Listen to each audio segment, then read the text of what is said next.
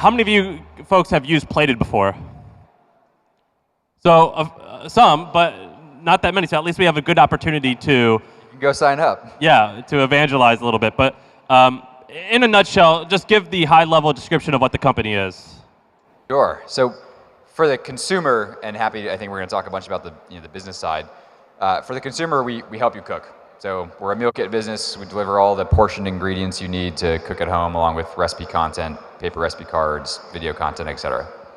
Got it. And you guys have raised roughly $90 million. Do you say how many customers you've had? I think all the lawyers will let me say at this point is a few 100,000. Okay, and you guys recently sold a little over a year ago, for roughly $300 million to Albertsons, right? Correct. So these guys have an amazing story because, similar to Giphy when we were talking before, it happened very quickly. What year were you guys started? So I have one co-founder. We started the business in the summer of 2012, and then sold in the summer of 2017. So 5 years, which maybe is quick, I suppose, in terms of venture-backed companies it is, but definitely didn't feel that quick. It never feels fast when you're doing it every day.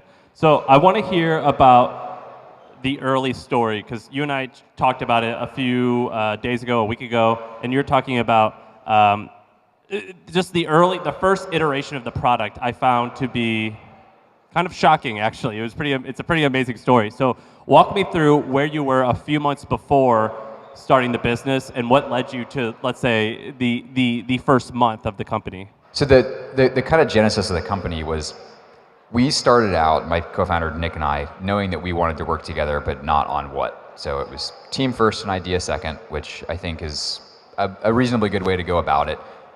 What a lot of the academics would tell you is the number one thing that kills startups is co-founder conflict. I've certainly seen it with friends and sort of folks that I've run into. So that part was very important to get right.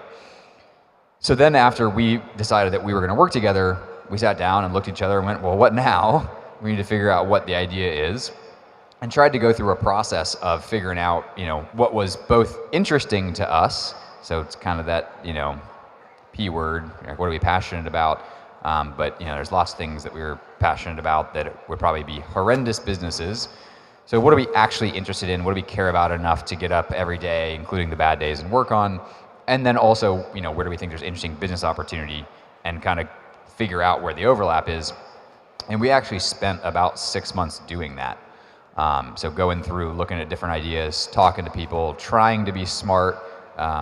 Probably we're not that smart, but trying to be effective at figuring out what was a good idea, right? Testing by talking to friends and family, by putting up landing pages, all those sort of techniques that everybody's familiar with, but trying to get to a good sort of handle on what was a reasonable business idea.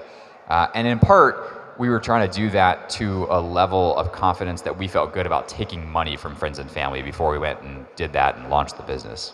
And you basically locked yourself in a room for 6 months, you said, you and your partner. And what was interesting to me is some of the founders who spoke today, they had a pretty good brand from the get-go, or at least they had they knew what they wanted to be early on. Whereas you did not start, Plated did not start as Plated. Can you talk a little bit about the very first iteration of the product? So part of this was that we were just like broke AF. Less than broke, negative. Yeah, both. So we met in business school, which was a lot of fun, but also really expensive. And both of us were paying for it ourselves, which is a way of saying that Citibank was paying for it. I think we put it together once. We had something like $250,000 in debt between the two of us. So we had negative money. We had some credit cards that, again, Citibank was also paying for, that we used to fund the business. So we were just putting everything on a credit card. Nick at least was married, so his wife kind of supported us in the sense that she was paying for him, and we worked out of their apartment and I ate all their food, but we had no money for anything, including a domain. So I think there was two things that we were doing. One was just being cheap, which was by necessity.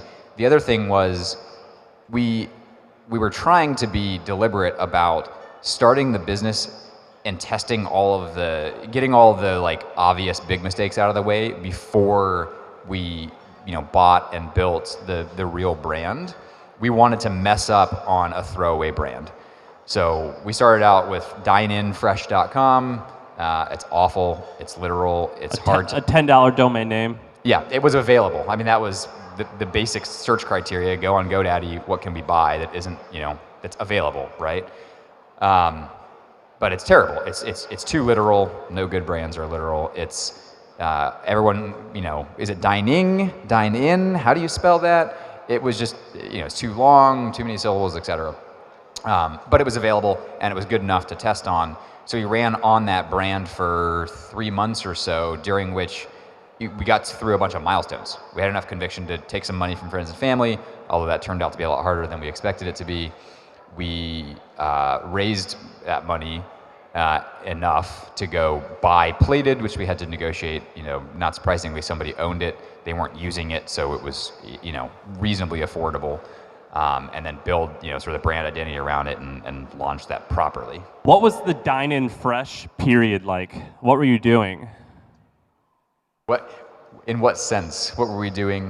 Was it was just a basic landing page and you're driving traffic there through what, Facebook ads or? So it was it was a fully functional website. It was ugly as sin, but it was a fully functional e-commerce site. It was taking orders for us that we were then fulfilling. All of it was super scrappy. We were doing it out of Nick's apartment, but it was a site to go to, place orders, manage your account, normal sort of e-commerce functionality, including, kind of customer research. So I would sit there on the laptop and chat with people and ask what they liked or didn't like or why they were buying. You were just using like an OLARC, like a website plugin that allowed you to chat with anyone who visited the website. Exactly. And where was the traffic coming from? Mostly Facebook in the early days. Now, I don't know that that's helpful in today's context, but way back in the day of 2012, it's funny, I say this to people now. I mean, we literally filed the incorporation papers in June of 2012, and the thing that people don't often remember was that in May of 2012, Facebook went public. Like, Facebook was barely a thing then, and they were still basically, and in some cases, literally giving away media. There was some program you could sort of apply to, and I don't remember the mechanics, and they would just give you, a $50,000 advertising credit. So, we were spending, we didn't get that credit, by the way, but my point is just Facebook was very, very inexpensive. So we were spending $5 or $10 a day, and that was enough to drive, 100 visits or whatever it was, enough that we could do kind of user research in real time. 100 visits a day turned out to be what, like 20 customers a week? I don't think the conversion rate was that healthy, but something like that. So like tens a week, tens a month for your first handful of months, or 3 months, 6 months? That's about right. Yeah, probably 3 to 4 months. And you were telling me about the early version of the meal kits. How are you creating the menu? And tell everyone how you were preparing the food. Well, I mean, the theme to those answers and all of them is it was me and Nick doing everything, and we had no real experience in hardly anything. I mean, I have a software engineering background. I wouldn't claim myself as a professional engineer. I could do it enough to build the site and such. Nick was a Marine and had some, reasonable sort of operations experience. But outside of that, call it engineering and operations, we didn't know anything about anything. We didn't know anything about the culinary part or the customer acquisition part or anything else. So, but we had no resources, so we just figured it out. So on the recipes part, we were just writing them or finding them on, sites. Recipes.com. Wherever. We were hacking it together. We were finding recipes. We were packing boxes at first out of his apartment. We were just kind of doing whatever we needed to do to make it work. So someone places an order that you have made up the menu. You're making the menu daily or weekly or something like that. Weekly, and you literally then just go to Whole Foods or Safeway or whatever the stores are up here, and you're literally just individually packaging the ingredients and then taking it to the post office. Yeah, we were hand fulfilling everything, which I know a lot of e-commerce companies get started that way. It happened to be food, but What was the like? Let's say you're packing chicken. What was that wrapped up in? So on the packaging front, again, something we didn't know anything about, we tried to be smart and certainly always erred on the side of food safety. But what that meant is, the early packaging design was like way too much. It's an industry challenge even today. The amount of packaging is something that, we focus on. But back then, like, it was comical. I mean, you'd get, a freaking refrigerator-sized, delivery for, a chicken breast. It was wrapped in a bunch of, insulation with ice packs, and the sort of general concept was the same as it is today, but a lot less elegant. And how long were you doing this out of your apartment for? The apartment piece only lasted probably 3 months. We pretty quickly, I mean, we knew that was not scalable. It was not the right thing to be doing for a lot of reasons. So as quickly as we could, we went out and found warehouse space. Not that, like everything, that took a couple of tries to get it right, but we got out of the apartment pretty quickly. And then, so you guys are bootstrapping the company up until this point. You are in debt. Are you paying for all of this on a monthly basis with credit cards, or? Yes. So there was no other options. I mean, not for lack of trying. We were applying for small business loans and pitching everybody and every other, method that we could think of to try to get access to capital, but we didn't have any. And at that point, like you're applying for small business loans, you just said, did you actually think that this is going to scale to something with hundreds of millions of dollars in value? Or was it just, man, if we can get to like $500,000 a year in revenue, I'll be so happy? So I don't think we really had any sense of how big that it might get, but we did, both want it to get very big, and also, just in working through the spreadsheet math, which has its obvious limitations, but working through the spreadsheet math of the business model, it's very clear that, I mean, basically all e-commerce business models, like I would say as a rule of thumb, most e-commerce businesses need to be very large to be break even, right? There's exceptions to everything, and I have friends that have dropship businesses and things like that that work, but by and large, e-commerce is a high fixed cost, low variable cost business. So you got to sell a shit ton of units to cover your high fixed cost. So we thought they would need to get big, and that we were going to have to raise money to get there. So what happened between month, let's say 4 and 8? I know you guys raised roughly $400,000 in funding. You raised a little bit of funding. What happened between that period? So probably at month 3, we had enough confidence to go and raise money from people. Now, we thought that was going to be like, we go and pitch some people, and yeah, it's hard, but we'll go do it. It took us 3 months and about 200 pitches to get anybody to say yes, and that first yes was a group of angels, to the tune of about 400 grand, which today is like a joke of a seed round. I mean, most like venture businesses are raising millions.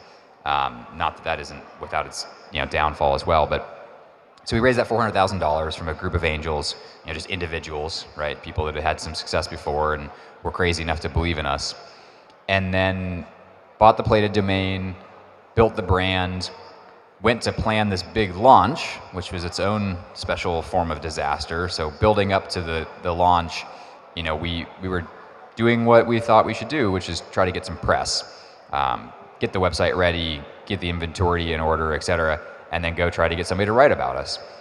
So Nick, my co-founder, was doing all the media at this point. Went out and got Thrillist in DC, here, and Boston to do their sort of city-specific pieces on us. And we get all excited. We're thinking, this is going to be it. They'll write these pieces. We'll be $1 billion overnight and ride off into the sunset. And about 3 days before the launch, which was on a Monday in October of 2012, we start kind of hunkering down to get ready and figuring out, start hearing some noise about a storm coming. And for the folks that lived here in that time, you probably remember that was when Hurricane Sandy hit. So it was literally overnight Sunday into Monday when that hit, which just obviously devastated the area. No power, no internet, no cell phone service in most parts of the city. We came within about 3 inches of our one kind of sad little warehouse being flooded out of business, which would have, completely ruined us. We had absolutely no backup money at that point. Survived that, thankfully. It's a fun story now in hindsight, but definitely came very close to killing the business. And then went off and, were able to continue growing and eventually raise some venture capital money, sort of proper institutional capital. And how long was that initial seed round supposed to last, or how long did it last you?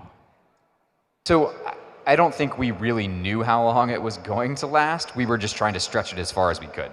We had just been sort of beaten and battered by the fundraising process and knew that it was going to be hard.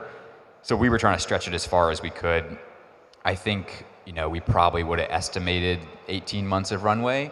It was probably more realistically half of that. And in part because once things start working, the marketing requires money. Even though it's profitable on an ROI basis, you sort of, you pay Facebook and then it takes a few months to kind of make that money back. Is anyone here in the Hustles ambassador group? Oh, great. A fair bit of people. So I had a long post on there 2 or 3 days ago, and I got frustrated talking to a couple friends who were trying to recruit basically a co-founder to a company, and this co-founder, they're going to pay it was an $80,000 job, and people weren't willing to take that because it was a huge step back in their current salary.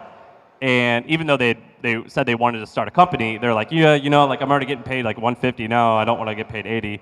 And it just pissed me off because, not pissed me off, but I was like, man, I don't think people quite understand when you start something, your early salaries are typically very, very low. For me, the first year, it was roughly like, it came out to be like around 20 or 30 grand, and the next year it was a little bit more than that.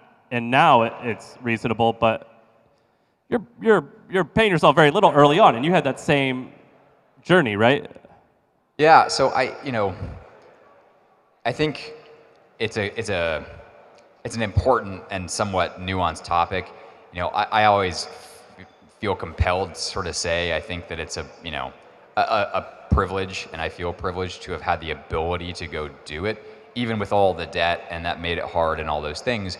You still, I was at a place in my life, I didn't have kids, I had friends, I had a supportive family. I knew I wasn't going to be homeless. And that safety net is something that not everybody has. So I think it's important to acknowledge that, because sometimes these things can get sort of glorified in a way they shouldn't. That said, yeah, we didn't pay ourselves shit for a long time. It's a similar kind of story, 20, 30 grand first year, maybe, whatever, 30, 40 grand the second year. And by the way, when you start running short on money and you can't make all of payroll, you're the first person that doesn't get paid, and that happened multiple times.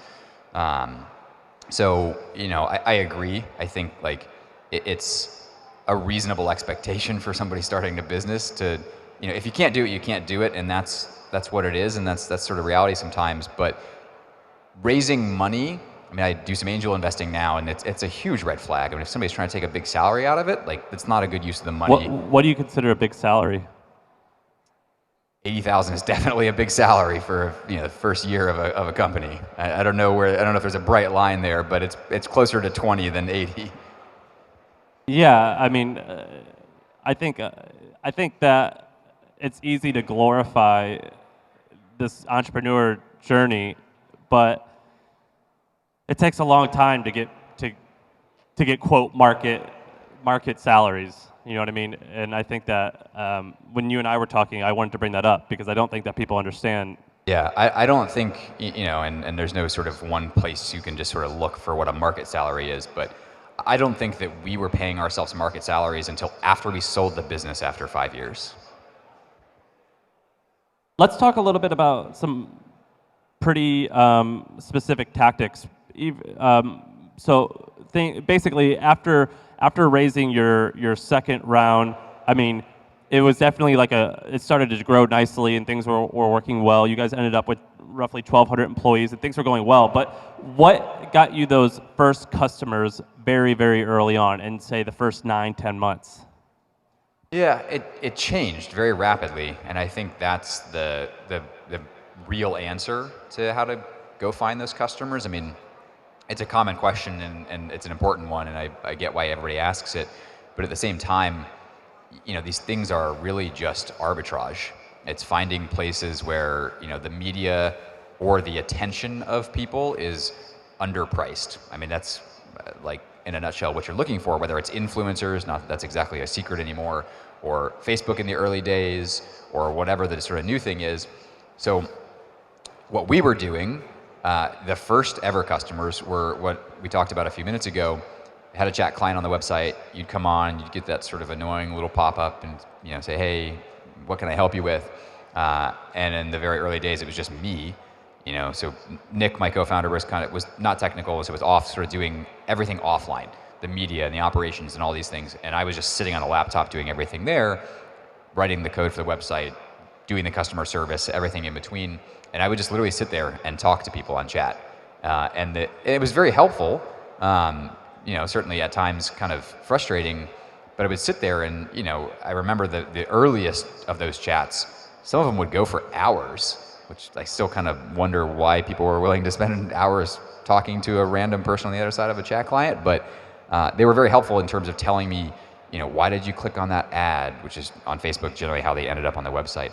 And then tell me what you think of the website. What, does this make sense to you? What parts of it don't? Are you thinking about buying? Are you not? Like, what would it take for you to buy? And then just building that back into the copy on the website, the sign-up flows, et cetera, in as real time as we could. Now, that obviously doesn't scale, but over time, Facebook in that first, 2 years for us was a big channel. We layered on other things. And honestly, the way I always sort of describe this to investors and other people is we did it all in-house, customer acquisition that is, and it looks like a hedge fund trading desk.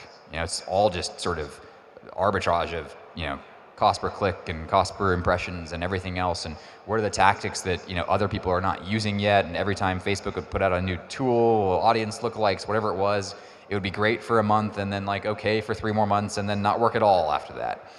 How did you figure out what you could spend early on to acquire a customer? We just tried to be careful is my best answer, because we, and again, I think this is very dependent on the business model. Most e-commerce businesses probably ought to be break even on the first order.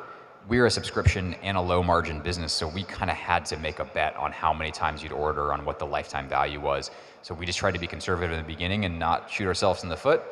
And then as the business, got older and we started having more customers or any customers that had been with the business for months or years, we'd have more, informed view. What about raising a lot of venture capital? You guys raised $90 million. I asked, we have not raised any venture capital, and I'm personally, I don't know if I actually want to ever do that. Maybe not. But when I asked you that question, your answer was different than most entrepreneurs of venture-funded companies, which was 100% absolutely yes, I will do it again. Whereas most people I talk to say like, maybe, and a lot of people say never again. You said wholeheartedly yes. Yeah. Can you tell me about that decision-making process and why you're going to raise money again in the future? So I think it all comes down to knowing what you want to do. And it probably sounds cheesy, but some business models require venture. Most don't.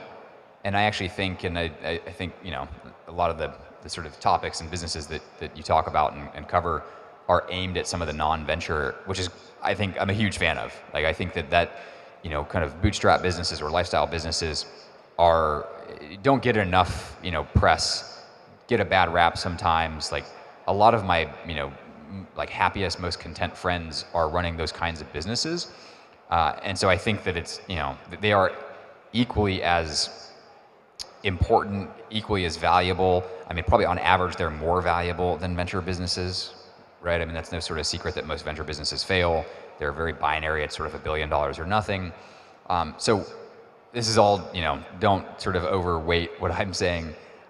Some days I wake up and wish that I wanted to go build something that looked more like a bootstrap business. It's just not the stuff that I think, most interested in and best suited to build. which for me is kind of large-scale technology products. Those are the kinds of things I'm most interested in, what I've spent my whole adult life working in, and those tend to be venture-backed, type businesses where you need to raise a lot of money to make it work. There is no amount of hustle that will allow you to build Facebook without raising $1 billion. Like that is not simply possible. So for me, it's a no-brainer, which isn't to say that it's always fun or always pleasant or anything else. I mean, having a big board and a bunch of venture guys to manage and go out every, once a year or once every year and a half to raise money is a big distraction and has very real downsides, including that it's no longer your business or just your business. You're going to sell a bunch of it. You're managing other people's money, etc. But for a certain kind of business, there's no option. When you guys were starting out, were there a lot of competitors to you? Someone was asking that on the screen. It seems like a pretty crowded space now. Was it like that then? No, is a short answer. We were, as far as we are aware, the first company in the U.S. There was a company in Europe at the time that was getting started. They started a bit ahead of us, but we didn't. We weren't aware of them. It's an interesting thing. Just sort of waves of companies tend to get started around the same time. There's something just in the media, in the air, whatever it is, that a lot of similar types of businesses start around the same time. But it was not competitive because there was no scaled businesses. There was hardly anybody doing anything. The sort of label of food tech didn't exist back then. The closest sort of comparison that anybody had for us was Webvan, which was not a good comparison. We were thrown out of, I can't even count how many people's offices. I don't know why they took the meetings in the first place. It's a separate sort of topic, but people would take these meetings and we'd start pitching and we get 90 seconds in, they're like, wait a second, this is just fucking Webvan, get out of here. It's like, okay, well, thank you. But so no. And if you had to start over again, would you start in this space now, or is it too crowded? I don't think today that I would go start in this space, at least not without a clever idea around how to differentiate yourself, around how to build an audience. It's not clear to me where, and it doesn't mean that these things don't exist. I spend my day-to-day running, a medium-sized business at this point, not looking at sort of new customer acquisition channels. But it's not clear to me where you go build a big audience, in a venture sort of style through, paid media, through hyper growth, et cetera, today, because Facebook and Google to some extent was the way that everybody did that from 2012 to probably 2016, and that's, largely gone. What year so you guys were on Shark Tank. What year was that? We filmed in the summer of 2013. So they film it like a regular TV show. As far as I know anyway. I don't know a ton about the TV industry. And then air it throughout the season. So filmed in the summer of 13, the season is September to May or what have you. We aired in April of 14. How much traffic did it bring to your website? A huge amount. Like we were talking, I had a friend that was on there and she said that they had like 100,000 concurrent users at one point while the show aired. Is that what you... So I think I'll give you the rough numbers as I remember them, and I should go back and look at these one day. But so at the time we probably had you pull up Google Analytics and just look at the concurrent people on the site. It was probably 50 on average if you just sort of looked at an average week. So across 24/7, middle of the night, middle of the day, whatever, probably 50 people on average were on the site. And back in 2014, Shark Tank still aired Friday nights. So we had a big party in the office and, had TVs up on the walls with Google Analytics and these sorts of things. And within about 3 seconds of the segment starting, it went from 50 to 50,000. Oh, shit. And then the site crashed, which is bad. We had a backup site, just like a static page. Like a Cloudflare thing. Yeah, it was an email capture page. So, not like a dynamic e-commerce site, just a flat page. You couldn't do anything other than leave your email. That came up, thankfully. That lasted 6 seconds or something and collected like 13,000 emails, and then that crashed. So we were on Heroku, if that means anything to anybody. So it's built on top of Amazon. It was our hosting platform at the time. They told us it was the single biggest database spike they'd ever seen. And I say that not because it's anything to do with us. I think it's actually kind of interesting to me that a lot of folks still ask and don't seem to appreciate just like how effing big Shark Tank is as a platform. When we were on, and I suspect it's gotten bigger, I don't know, but when we were on, it was going into 11 million households on Friday night, which is like 10% of the households in the US, and that's before Hulu and reruns and syndication and DVR, et cetera. So it's just, I mean, it's crazy. And they don't take any, they don't get like an equity position in the company just for you being there or anything like that. It's just free. I mean, if you say no, it's free. They used to. So you may have heard that. That's all gone. It's been gone for a long time. It's, free, quote unquote, to go on. And then, you do whatever deal you do with them. A lot of the people I've interviewed 2 other people today. Neither of them have ever sold their business. I think you're the first one I've spoken to today that has. When you were starting this, were you going into this like, I'm never going to sell this. I'm going to run this forever, or I'm only building to sell, which some people, which is great as well. What was your balance of building to sell versus building to last forever? Yeah. So I agree. Both are great. Again, just sort of like knowing what you want is a big task, but important. We wanted to run it forever. So I built two software businesses before this, and my business partner had done some other entrepreneurial things. But those weren't really big hits, were they? No, they were much smaller. Learned a ton, very worth doing, but much smaller businesses. But the point is, both of us had done enough things in our life, I suppose, that we just, and maybe who knows, maybe things would have changed. But we wanted to build and run the business indefinitely. It was kind of what we wanted to do. We'd both had some other jobs that we really didn't like. We didn't want to have to go get another job. We didn't necessarily, want to go start another business. I mean, those early days are hard. I don't think there's any way around that. So we were building it to run indefinitely. The sort of flip side of that, though, is, once you take venture money, I mean, really anybody's money, but especially venture money, that's a professional agreement to return that money at some point, and they've got their timelines. And if you've never sort of heard it, when you raise money from somebody, their business model becomes yours. Their timelines, their fun timelines become your timelines, and you've got to give that money back at some point. And if you don't sort of know it, like, it's not just the silly guy in the sweater vest. It's not his money. It's like teachers' pension funds and real people. It's their money. So you got to give it back, which means you have to have some kind of plan for either going public or selling the business. You can't just stay private forever.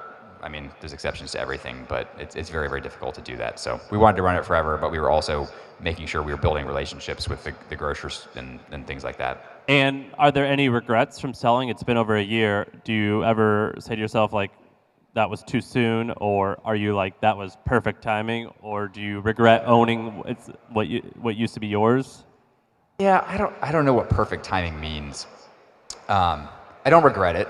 It's bittersweet for sure. It's a little like, I mean, I don't have kids, so this is just what other people have told me, but sort of having kids go off to college or leave the house or what have you, because it's not ours anymore. I still run the business day to day, but we're owned by Albertsons, which is a big conglomerate of grocery stores. It's Albertsons and Safeway and 18 other brands, and they're a great partner, and we get a lot out of being in that sort of family of companies. But it's not really ours anymore. And when you were starting this, were you just looking for something that you were interested in that could go big? I mean, was your interest in building a big business, or was the interest in mostly making sure that people consume healthy food? Yeah, so that was a question on here. I think most speakers, they have a deep passion for the problem. Yes. So the short answer is yes. We were trying to solve our own problem. Both of us had kind of finance type jobs, working 100 hours a week and eating seamless, literally 7 nights a week, and not really loving that. And then trying to cook and trying to eat, a bit more fresh food, and just having a bunch of challenges and doing it in a way we were proud of. And it's easy to just, sort of buy frozen stir-fry kits. But, we were both like, Nick was engaged in getting married. I was dating. We were trying to, impress significant others and just take care of ourselves. And we were having a bunch of challenges that we thought other people might have as well, which is you go to the grocery store. We didn't really know what we were doing. How much do I buy? What recipe am I making? You probably screw that up, or the grocery store doesn't have everything you're looking for. At the end of the week, half of it's left over. You throw it away. You feel bad about that. You probably weren't that good of a cook. There was a lot of friction in that process that we thought, we certainly felt that we could solve for other people, and certainly had a passion for, the kind of broader, kind of healthy living space, and actually had still do have a lot of plans for other product lines that kind of apply to that over time. So you're talking about feeling bad for throwing foods away. If you were to pitch this idea to me years ago, before this was a real thing, I would have said, there's no way you're going to be able to ship food and it still be healthy. I mean, everyone says that. I mean, everyone's shocked. Oh my God, it still stays fresh. Early on, you probably didn't have very nicely insulated boxes. I don't know. You probably didn't have all the fancy, nice stuff that you have now, dry ice.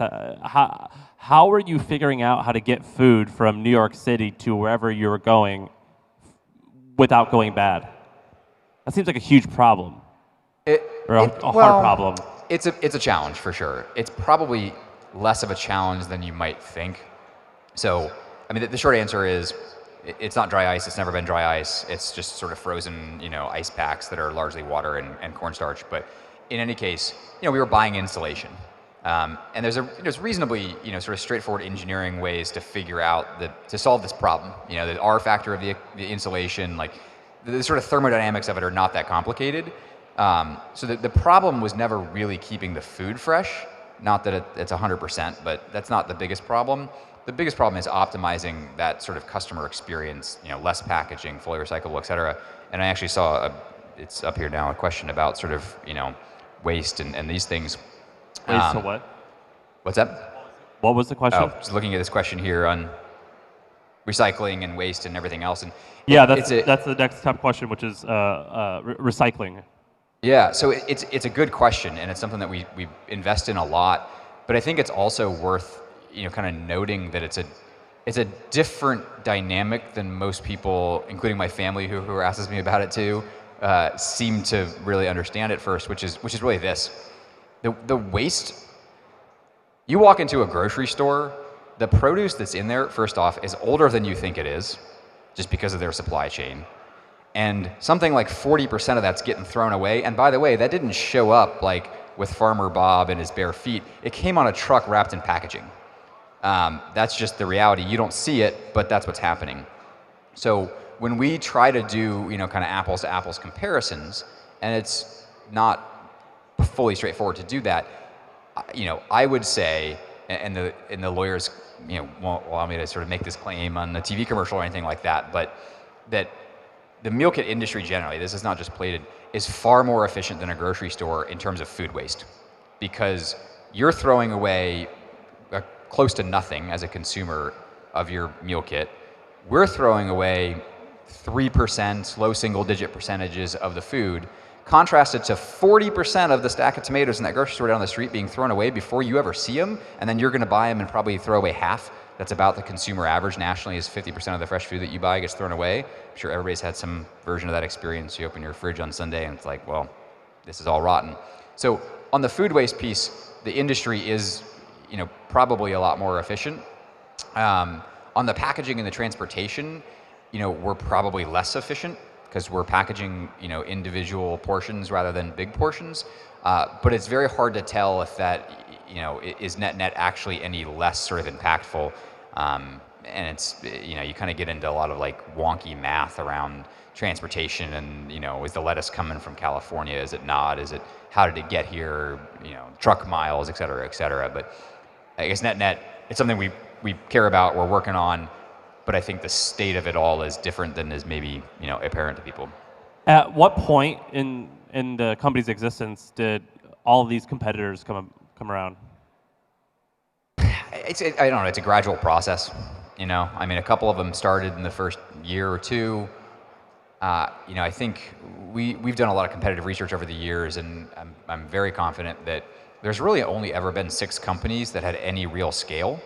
So there's been a lot of small companies. Most of them have failed. To my earlier point, it's not really a business that you can run profitably at small scale.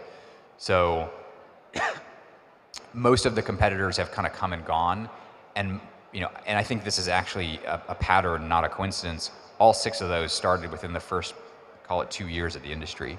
And I think beyond that, the sort of playing field was largely established, and you had a lot of kind of long tail companies that entered and exited, but nobody started sort of year 3 or after and got big.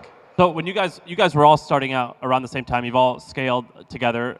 When that's going on, it's a dogfight for customers, right? I mean, you're going head to head with someone with, you said 6 other people. What was your plan to beat the other person, to survive, to win, and how were you being different from others? Yeah, so again, this may sound cheesy, but I believe it. The point for our business, and I think for a lot of consumer type businesses, not all, it's not true for probably Facebook, but for most businesses, I think you should just ignore the competition. It's about understanding who your customer is and serving that customer well. And as long as you're in a big enough market, the company will succeed. When I was raising money, the example we would use all the time is Chipotle. Chipotle is basically lunch. They do a little bit of business at dinner, but it's mostly lunch. And it's, mostly one product. There's 6 ingredients or whatever the count is. And yet that business does, and by the way, they're not national. They're in lots of places. I don't know exactly how many zip codes, but they're not in every zip code in the country. And it's a $4 billion revenue business. And there's national competitors and regional ones and local ones and the bodegas in the corner and everything else. And they still do $4 billion top line. Like, the point is not, are they stealing customers from somebody else? The point is, do you understand your customer and serve them well? And we looked at lots of examples in food like that. I mean, the grocery stores are in some ways a similar kind of story. Pick your favorite grocery store. I promise you, that's a big business. I mean, Albertsons does $60 billion top line, and probably a lot of people in this room have never been into an Albertsons. So our kind of internal mantra, not that we always were successful at following it, was the Amazon mantra: focus on the customer, let the competitors sort of figure that out to them on their own. So we only got a minute and a half, 2 minutes left. I want to talk about something that hasn't been addressed, and I saw the question on here, which is about co-founder relationships. How long did you know your partner before you guys became partners? And was there, there had to be, but what were some of the breaking points, and how did you guys resolve those issues? So we knew each other for 4 years before. And my other 2 businesses, I also started with friends. I think it's kind of a high risk, high reward strategy, if you will. When it works, there's nothing in the world better than winning as a team and winning with your friends. When it doesn't work, there's probably nothing worse than losing a friend over work. But the way that, and I had a version of that in my first business. I was 21 when I did it, had no idea what I was doing, probably still don't know what I'm doing, but really had no idea back then. And the sort of co-founder relationship went sideways, and it was not good. And I say now to people that I'm happy I kind of learned that lesson early in life.